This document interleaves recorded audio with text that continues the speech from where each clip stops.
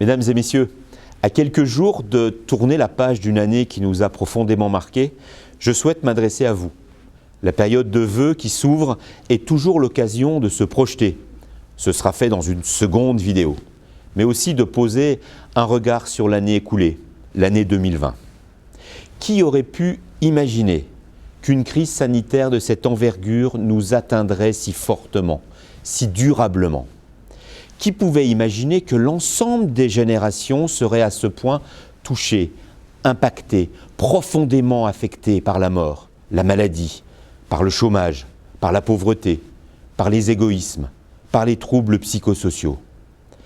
Je ne développerai pas les raisons de ces impacts, laissant les sachants qui se succèdent sur les plateaux télé ou les réseaux sociaux poursuivre leur autosatisfaction ou leur autoflagellation.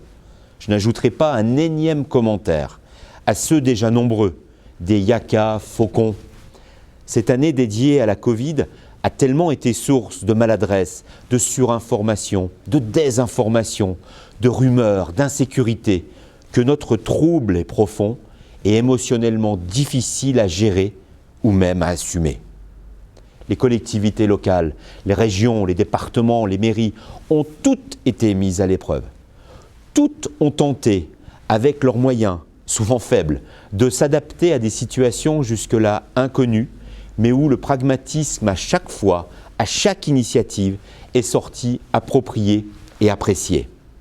Saint-Nicolas-de-Port a souhaité rester elle-même, en renouvelant en mars dernier à 89% l'équipe municipale qui l'anime, en maintenant l'esprit de solidarité, de générosité, de fierté, de passion et d'engagement. Nous avons confirmé le rôle clé des collectivités dans le concert de la vie institutionnelle. Notre ville, si chère à nos cœurs, a vécu comme toutes les autres une tempête, mais a su préserver ses valeurs et son crédit. L'esprit de solidarité et de générosité, en soutenant les professionnels de santé, en les accompagnant parfois par des prêts de matériel, des facilités, des accès à la communication, en soutenant les acteurs économiques et associatifs, par une veille active, par un contact constant, par un maintien des aides directes et indirectes, en allant au-devant de nos concitoyens, notamment les seniors et les plus fragiles, et en dotant chacun de masques et de gel hydroalcoolique.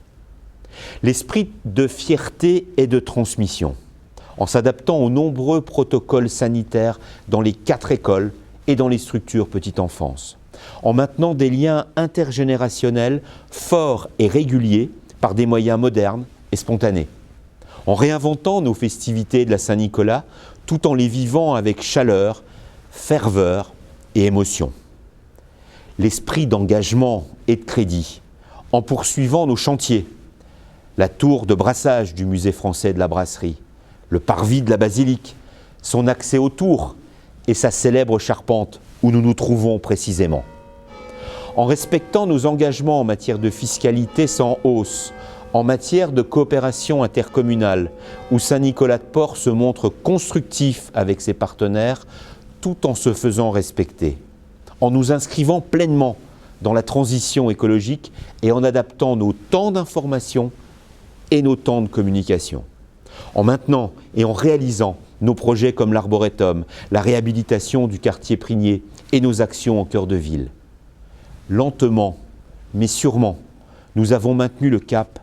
Et si j'ai pu conserver le gouvernail que vous m'aviez confié, c'est parce que l'équipe municipale est solide, les agents dévoués et les portois coopératifs. Cette année 2020 restera gravée comme une année difficile, perturbante, mais qui doit nous permettre de résister, de rebondir et d'agir. C'est ce que je vous proposerai lors d'une seconde vidéo qui vous présentera les vœux de la municipalité pour 2021 et nos projets à partager. Bonne et heureuse fin d'année à tous.